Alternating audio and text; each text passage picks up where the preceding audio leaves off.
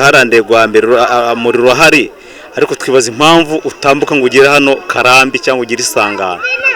Aba ni abatuye akagari ka Karambi mu murenge wa Ndego mu karere ka Kayonza bavuga ko bafite ikibazo cy'umuriro w'amashanyarazi utagera mu kagari kabo, aho bagaragaza ko kuba batawufite bibagiraho ingaruka zikomeye mu iterambere ndetse no kuba babura aho basyesha ubugari n'igikoma. Bavuga ko kugira ngo basheshe bibasaba gukora urugendo bajya aho uri, ahantu bishyura 2,000 kugenda no kugaruka. Ubwo bareba ibyo bagiye gushesha bagasanga birutwa n'amafaranga yateke, bagahitamo gukoresha isekuru isanzwe. Tegereje harandegwa mbere umuriro hari ariko twibaza impamvu utambuka ngo ugere hano Karambi cyangwa ugire Isangano.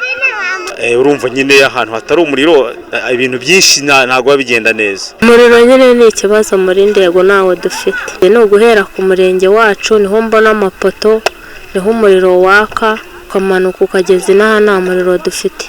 Biratubangamiye cyane.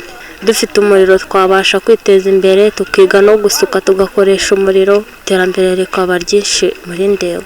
Umuriro nyine hari nk'ukuntu umuntu aba ashaka nko kubetesha nk'igikoma, umuntu wenda akarinda gutega ugasanga niba ari nk'ibiro 5 afite utegesheje nk'igihumbi, ugasanga utegesheje amafaranga menshi arengeje agaciro ibyo ugiye gukoresha.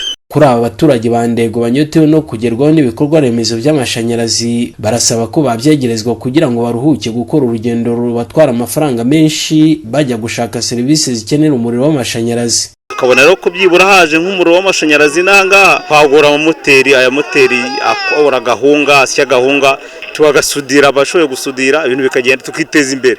Turasaba ubufasha nkamwe mutugererayo mukatuvuganira. Hano mu murenge wa Ndego kugira ngo dutere imbere tugera aho abandi bageze, turasaba amashanyarazi. Ko baduha umuriro nyine baba batugiriye neza.